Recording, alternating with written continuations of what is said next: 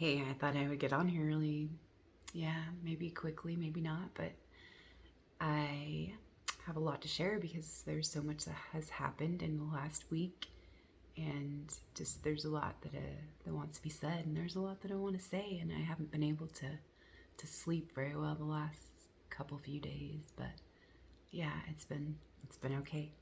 So yeah, it's like 2 o'clock in the morning right now, and just yeah, kind of insomnia, a little bit of antsy, anxious, like creative, I don't know, like energy that wants to flow and just be expressed and be allowed to be.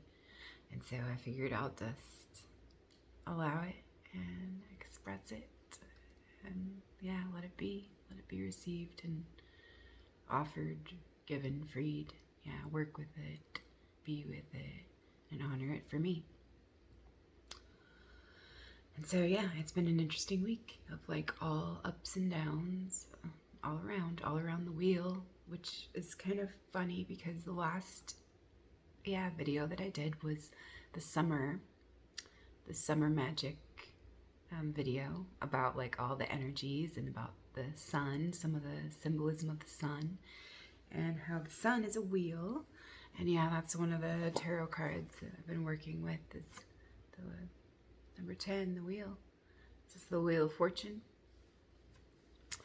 And yeah, there's a lot of correspondences with the wheel, the circle, and the sun, and the cycles and the seasons and phases and stages of growth and creation, endings and beginnings. Yeah. And so here's another picture I found recently. I was looking for some stuff I feel inspired to do a storyboard. There's some stuff, that I'm nudged to do some creative, creative crafty business that I've been nudged to look at and to choose. So I'm gonna do that soon, and yeah, that should be pretty interesting because I've found some beautiful images that just kind of I was drawn to and that were drawn to me. And so yeah, working with the archetypal images and with the sacred archetypes, some of the tarot archetypes that have come up for me lately, of course, are the Empress, the Hanged Man, the Wheel, Temperance, the Fool, and the Magician, and Strength. Strength has been all up in my space this last week. Like, kind of got like some stuff about like Leo energy and the Kundalini energy and the lion and the dragon and the unicorn and that kind of thing. Innocence, purity, nobility, regality, wildness, restraint. Yeah, restraint. And power. Yeah.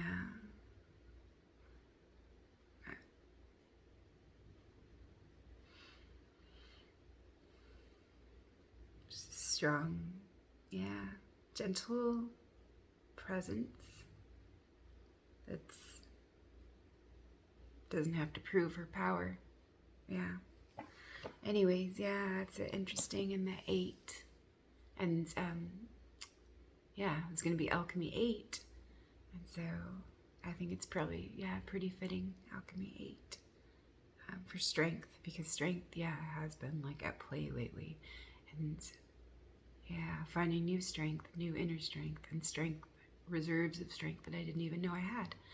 And so, that's interesting to see and to draw upon and to free.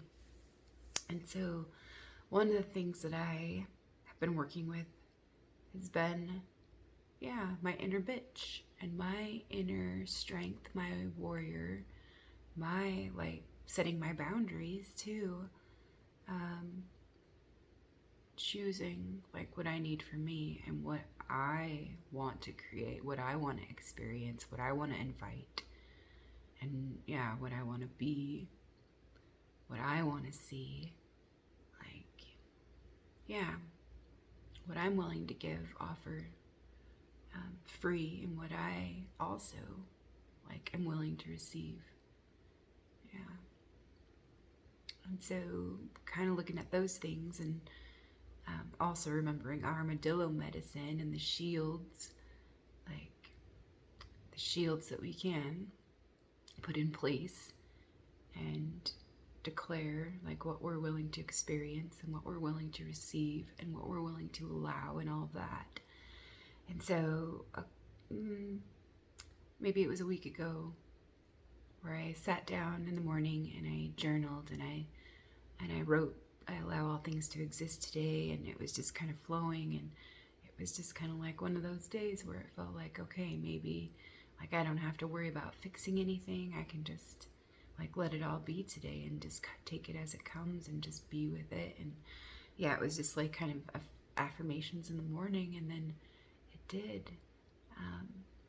Yeah, it was a lot easier, and it was a lot more fluid, and it was a lot more playful, and like there was a lot more possibility and potential to work with and to see, and yeah, to be with, to play with, to work with, and to receive. So yeah, just all about allowance sometimes, about allowing it to be so we can be with it and work with it and play with it and love and create with it. And so yeah, there was all those things, because it's been hard. It's been grindy energy. I always usually do like kind of have a lot of great lessons and integration during the summertime because of the eclipses, and that's just the way that I am, my sensitivities and with my path.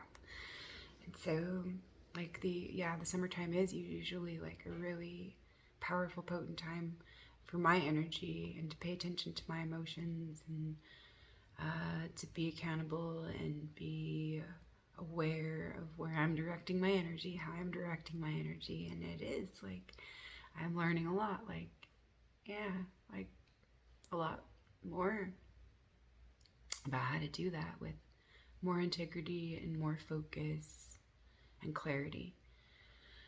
And yeah, working with the miser and the martyr this last little while, this month, man, this month has been like kind of, yeah, has had it all in it, and it has been challenging, but it's been very, very protective and pretty illuminating. So yeah, really full, and yeah, really full. So yeah, the miser and the martyr, working with those two archetypes and like seeing them in my space, playing out in my relationships, playing out on the outer stage, playing out in the inner stage, like in different ways, and like beginning to understand a little more about what roles the martyr plays, and yeah, how she shows up in her certain ways. And oh my gosh, I can't even believe like how cool the miser was to work with, actually. And it's kind of funny, the archetypes that I kind of don't care for sometimes have like the best lessons and like the best gold in them. And it's so funny because my miser, yeah, the miser, I never really, I mean, I knew she was important, and I've always had my little Mr. Burns to remind me about the miser, about, yeah, that grinchy, shrunken heart. And yeah, and it was really to help me make peace with like the corruption and the CEOs and the bastards and the politicians that are just like greedy fucking assholes, you know, and like just, yeah, out for themselves, takers, with bottom lines and agendas, selfish, service to self, service to the beast, yeah, for false power, false light, and yeah, through control, manipulation, domination, and disease, and using fear and exploitation and all of the rest of that bullshit, like to control and enslave humanity. And yeah, I've been aware of that kind of stuff for a long time, and just, yeah, it's made me conscious about like where I want to put my energy, what kind of companies I support, um, yeah, what kind of products I buy, what kind of things I consume. Like it really has affected like the choices that I make in my daily world, and yeah, what I choose not to consume or to like, yeah, contribute to. And so,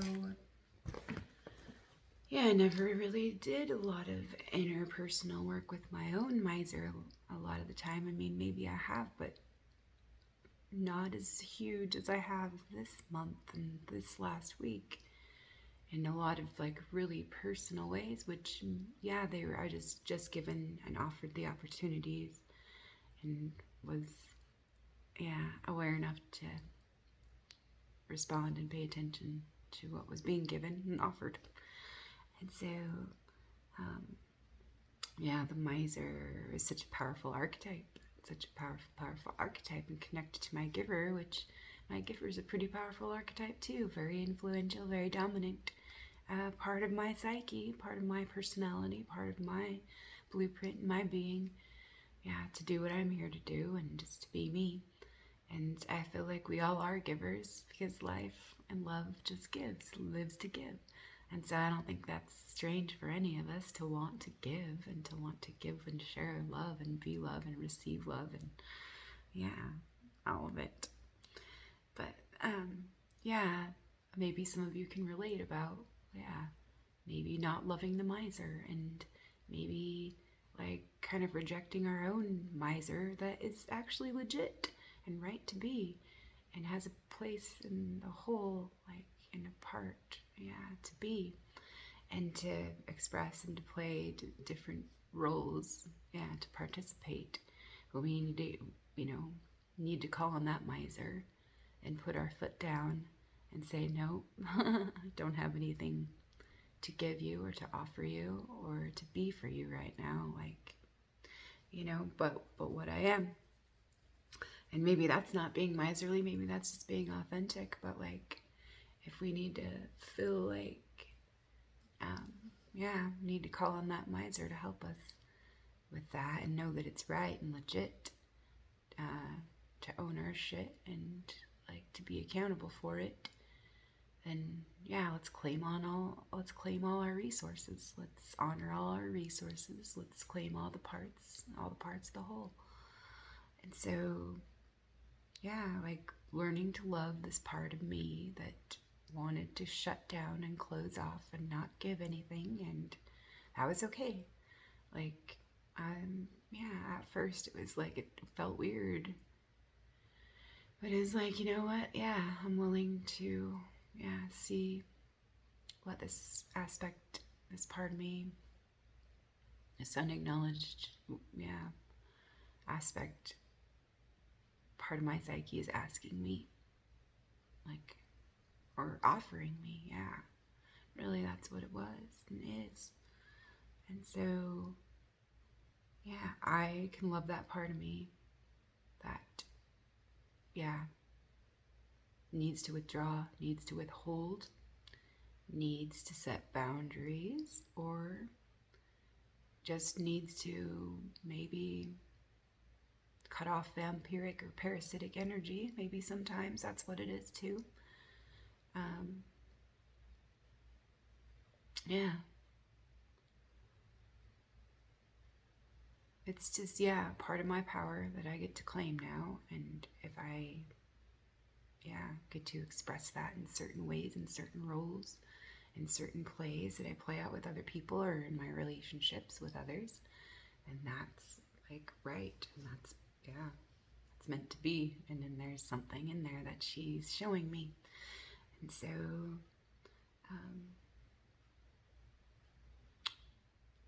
loving that part of myself, allowing that part of myself, being with that part of myself, and allowing that part of myself to be expressed through me. And so I did learn a lot of lessons, and this little passage relates that I found. I just picked up this book the other day. I saw it on my shelf and it like kind of was winking at me, so sometimes I'll just like pay attention to that kind of impulse. And it's kind of funny, like always like little gifts and gems and little unexpected messages that I need to hear and I get to receive because I pay attention and I open to receptivity. And so, yeah, the pursuit of power, and it's all about power, it's all about sovereignty, and it's all about wholeness, personal power, and increasing, yeah, that for our wellness and our vitality, because it's our power to work with, and it's a gift that we get to receive, claim, honor, receive, share, work with, offer, and be. So, pursuit of power. What is needed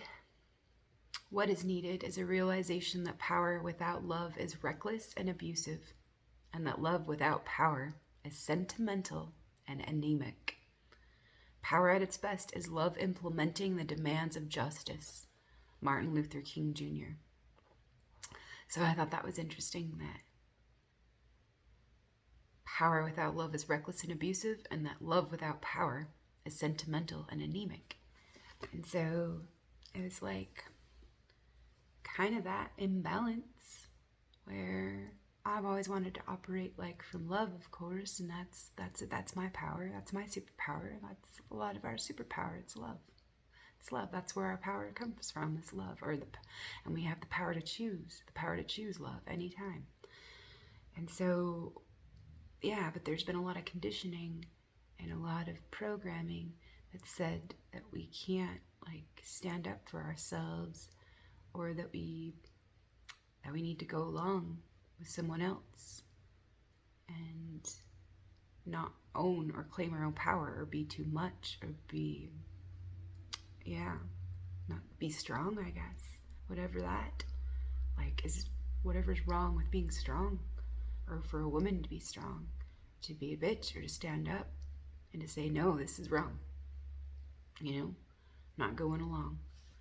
And so, like, yeah, just kind of feeling this fiery energy, this mama bear coming out, this kundalini, this Shakti, the Durga, Kali, Sekhmet, the lion goddess from Egypt, who was the protector of the young and the innocent, bloodthirsty lion goddess, but connected to wisdom. And I actually saw that the other day, and I've been feeling her too, but I sat down and I had got out some summer solstice boards from last year to look at the symbolism and everything after I did my last video, and it was so perfect, the timing actually. And I just wanted to, and oh my gosh, there's so many goddesses that are connected to the sun that have been popping up in certain ways too. And it's so cool. And it's just so perfect with strength, with the strength card archetype, with the snake and the lion. And one of those that I saw, like, and it was last night, and it caught my eye, and it touched me, and it resonated, and it's an ally and an archetype that I want to get to know more, and I want to know her more and work with her, and ask her,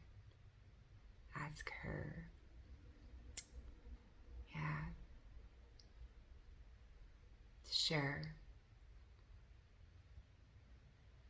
with me whatever I get to know, or whatever would serve me to know, to assist me in service to the whole. And so one of those goddesses is Medusa, and she's not what we've been taught to believe. She's wisdom. She's connected to Athena, the goddess of wisdom, and Gaia Sophia. And let's see. I'm gonna just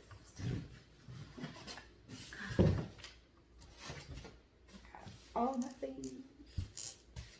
So Sekhmet, a lion-headed goddess of Egypt, the destructive qualities of the sun's rays and the positive qualities of protection, healing, grace, keen intelligence, and sharp senses, insight. And then Medusa, the Greek goddess who is said to be derived from an earlier Anatolian deity associated with the lion and the archetype of strength. And she had, you know, that head of snakes. And Athena was said to have worn a garment of living snakes. And I feel like that's just like, yeah, the realized living energy that ascends and descends and is activated, is, self-realized. I don't know, that's just what I get from it. But I freaking appreciated those synchronicities and correspondences where it just happened to, like, just all, you know, it just all comes together in certain ways, in miraculous ways, if we're paying attention. It all unfolds in the most perfect ways, really. But yeah, that snake and lion and strength, yeah. So I'm going to reflect and ask to see more about all of that and the wheel. And so, yeah, I got some huge things from the wheel. So I was wondering, like, about the martyr and the miser, and about, like, what is it about the miser that makes him not want to give? Or he's so stingy, it's like he's in poverty. It's like he dishonors his own riches, you know, and then dishonors, like, the potential of the other as well by hoarding it all to himself. And so, like, I like etymology and, like, words and wordplay and poetry and all of that, and just fun. Yeah, all the with language and expression. And so I went to go, because I was curious, to go look up some etymology on certain words.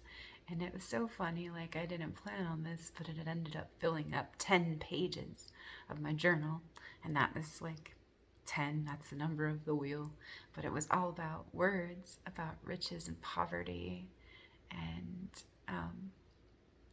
yeah, all the things that go along with that. And I'll probably do a video and share, like, about those certain words and what I got from them, because there is so many gems and so many insights in all of the words. And by the time I was done, I spent like a couple days on them, like, because yeah, I just kind of like to do that, and while I'm doing other things. But like,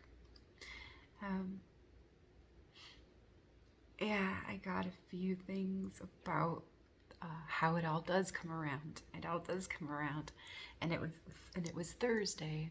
Yeah, Thursday was a really intense day, and I could tell it was a really fiery day, because I can tell, yeah, people were a little bit, they were just a little bit more, I guess, spicy or something than they usually are. Just there's something in the air that felt like somebody, well, maybe like Eris energy, the goddess of mischief and strife and conflict, but she's there to stir up the pot so that stuff comes up, so that, like, the sludge that needs to be acknowledged can come up to the surface to be seen, and then we can work with it and it can be illuminated.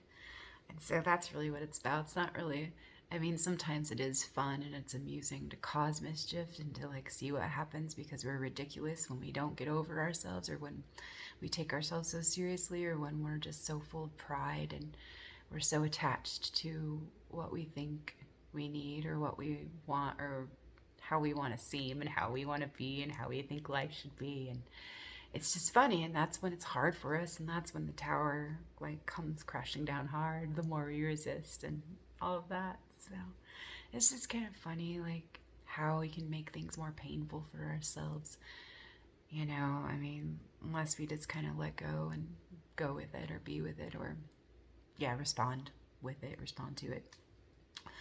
But it's just funny, because I kind of had that feeling, well, maybe it's not the best day to try and force anything. And it was so funny, like, just the way it was. But yeah,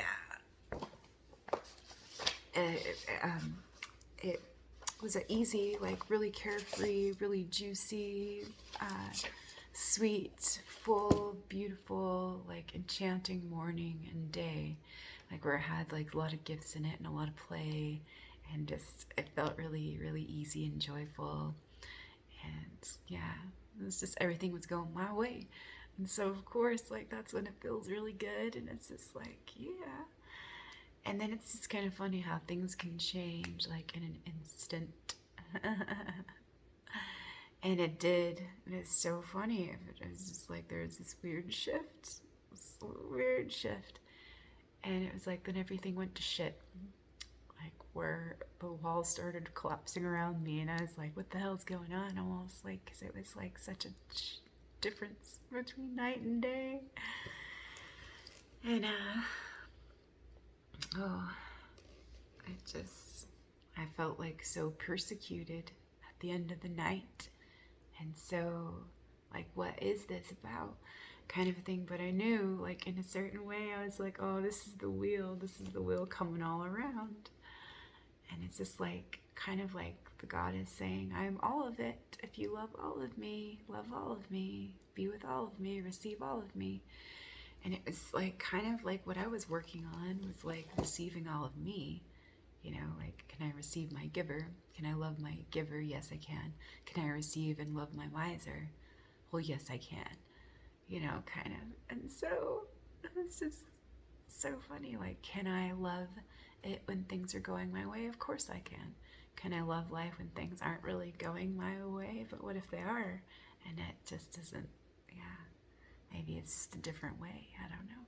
But it's just funny. Can I receive life when she is going another way that my ego doesn't want to go? Or can I love her when it's like hard and difficult and challenging?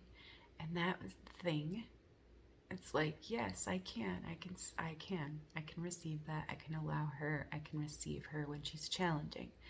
And I can allow myself when I'm challenging. And I can allow someone that I love in my life and my relationships to be challenging and to be themselves and to challenge me when they're challenging, when they're being challenged. You know, maybe like if I can allow them, you know, maybe I can allow and be allowed. So, yeah, allow life to be challenging, allow life to challenge me and say, thank you, yes, I love you, and thank you for the challenge. You know, not just for the comfort. And that's kind of what I felt like, was that maybe, you know, I'm only received and I'm only allowed to be and I'm only welcome and I'm only wanted or I'm only valued when I'm making others comfortable or, yeah, all of that. But when I'm challenged, I'm not, you know, or when I'm challenging them, when I'm being challenging, that's when I'm not received, and that's when I'm not allowed, and that's when I'm too much, or that's when I'm not invited or welcomed or fully received in certain ways. And that's what made me mad. It was like, well, you only want me in certain ways, you don't want all of me. And that was like, this is connected to the circle of life, when life is saying, look, do you only want it when it's comfortable, or do you want to grow, and do you want to have it, you know, do you want to receive the challenges and receive life as a challenge when she's challenging? And it's like, yeah, okay, like I get that now, and I understand that a little bit better now. So it's kind of funny, like, can we allow that? Can we allow ourselves to be challenged? Can we allow ourselves to be challenging? Can we allow another person to challenge us? Can we receive that and value that as a gift? Instead of saying, oh, that's not comfortable and oh, I don't like it. You know, can we recognize the opportunity in what's being offered and given? And, you know, we can be willing. Yeah, I'm willing. We can choose to be willing. And so I was just going to read a few little lines here and we'll see where this goes. I don't want this to be too long, but I do want to do the second part tomorrow because there was so much alchemy, 8, and there is so much potency with the miser and the martyr and strength. And yeah, just wow. I can't even believe like some of the things that I'm being asked to integrate, and I'm actually surprised, yeah, by some of the strength. And also seeing that it's good to use restraint as well, and discernment, yeah, with it. Because there's some tough love that's needed right now, and there are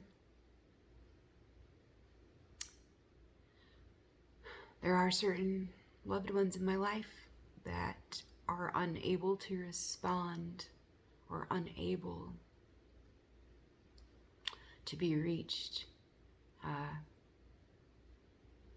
with the strategies that I've been using, which brings me back to the quote that I read about power without love and love without power. And so I've been a little bit too allowing with some of that. I've been a little bit too allowing. And so that's where the miser comes in, where it's like, okay, now it's Mama Bear, Mama Lion. I'm not going to put up with your shit right now. I'm not going to put up with this bullshit. Gotta call you on your bullshit. Sorry. I love you. I gotta call you on it. And I'm going to call me on my bullshit too. I'm going to own my bullshit. But yeah, if you're going to try and project your bullshit on me, I'm going to fling it back at you. Because, you know, that's the only way, you know, but you're going to see, like, what's yours as if I reflect it back to you. And so, like, that's some of what's being asked right now, is to kind of be an alien to my former self and really, really step it up and yeah, be myself, but be a stronger self with a backbone, and stop sugarcoating shit, because I'm done with that. So of course I'm going to be compassionate, but the kid gloves are coming off, and things need to be said, and they need to be direct. Can't pussyfoot around anymore. And yeah, maybe that's the pun not intended there either. So anyway, there, I have a bookmark here, and this is what I flipped it open to, so this is what I'm going to read here. Self-righteous, judgmental projections, reflections, laugh at yourself, get over yourself, get through to yourself. It's all the God self. Prude, whore, pimp, saboteur, judge, jury, executioner. And like Hafiz says, it's always God that's on trial. Deep stuff. Forgiveness and empathy, humility, accountability, justice and integrity, belonging, inclusivity, integration, acknowledgement, declaration, and understanding. Sovereignty, free choice, free will, free being, sovereign, free, related, full, whole, true love for me. My loyalty is to me, to my love, to my well-being, to my life, to my needs. I am my own authority. I am all my love for all of me. When individual rights are stripped, that is the road to tyranny.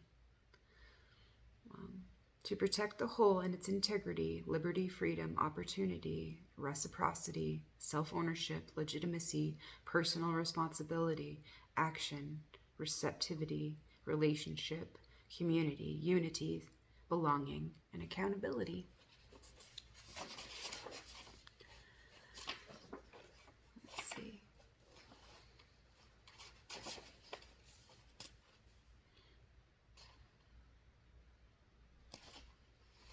What's this here?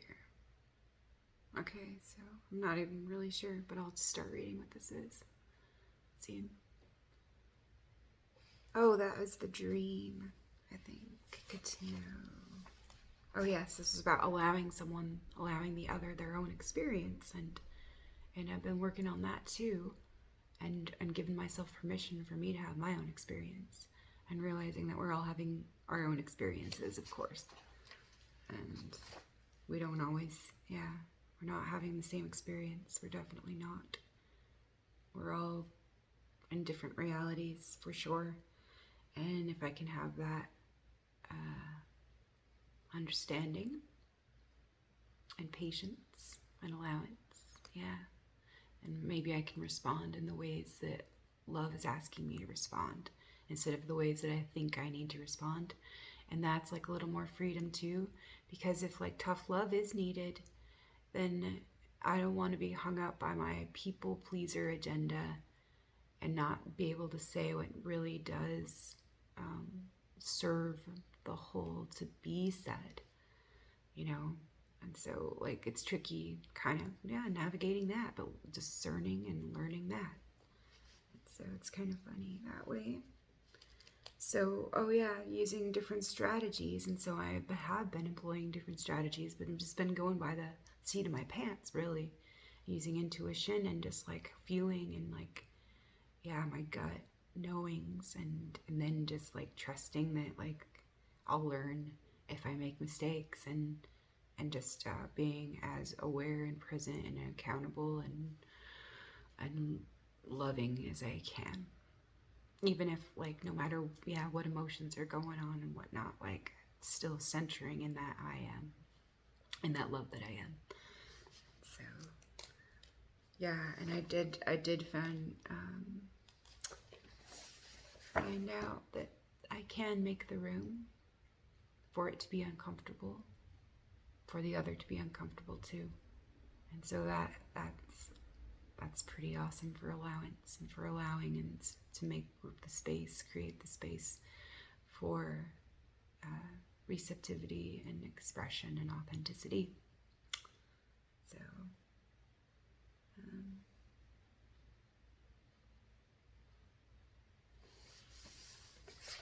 oh yeah, and then life is always offering us something, but like, yeah, we don't always have to receive what's being offered, and we can always, ask for something else, or we can make a counter offer. And it's kind of funny how we can do that. And so I just kind of was writing some stuff a couple weeks ago, and it says, to look into deeply, offers, counter offers, my own agreements, actions, choices, and creations, my own judgments, stories, and beliefs, that fully disallows or has disallowed my fullness, our fullness, her fullness, and life's fullness. Offers and counteroffers, intentions, questions, redirection, integration, empowerment, willingness to trust, learn, discern, and change, allow, let go, and ask for help, trusting all is well, respond, be free, live on, be me, true to me, my true well-being, surrendering all debts or old resentments, hindrances, survival control mechanisms. Solutions, rest, focus, redirect.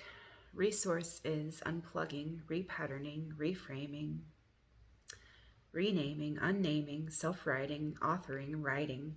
I am all that I am, so receive all that I am and be all that I am. Love all of the love I am, for all the love I am. Allow all that I am.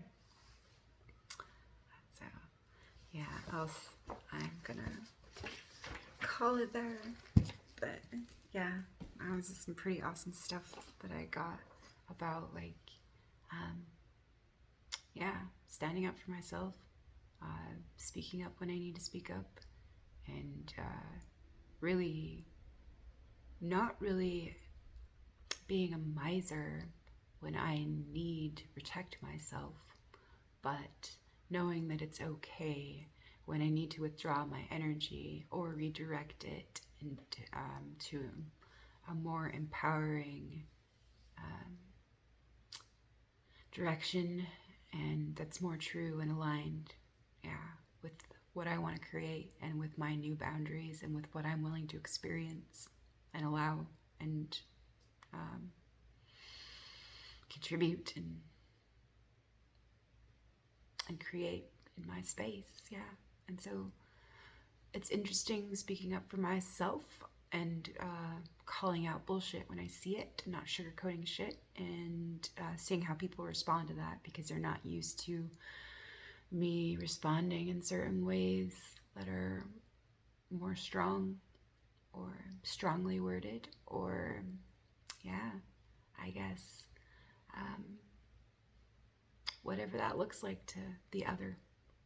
But like for me, it does feel a little alien, but it does feel right, and it does feel true. And so it does feel like a new strength that I'm honoring and that I am developing and that I'm cultivating. And it does feel like a power, yeah, part of my personal power that I didn't know how to direct. And so that's pretty empowering to be able to see that. And so, yeah, I thought I just wanted to share, yeah, those couple things. And I've had some interesting experiences with, um, like, calling on my inner bitch this week. And actually, like, even not even like really being angry, but like really putting my foot down and um, and calling shit what it was, what it is, calling shit, yeah, and not sugarcoating it. And so, yeah, I get to play with that and practice that and not be ashamed of that and speak up and speak my truth and honor it. Yeah. Claim my shit as well because we all got that. And yeah. And I feel like, yeah, the more friendly and familiar I can get with my own shit, like, then it's not ammo for anyone to use it, like, against me. Like, I mean, like, really, that's like one of the things I was reading, like, that was kind of a synchronicity, was like, um, get over yourself, laugh at yourself, get through to yourself. It's all the God self. And so, like, really, we can just let go of like our image or who we think we're supposed to be, or like that image that we want others to see us as, and all of that. And so, yeah, just like kind of seeing into all of that and playing with all that. And so, yeah, yeah, come back for another Alchemy 8, and I'll have like a lot more to share about some magical things. And yeah, summer correspondences and synchronicities. And so, yeah, because we're all up in that business and that energetic frequency right now. We still have a lot of momentum to work with. So, allow. Okay, ciao. We'll see you later.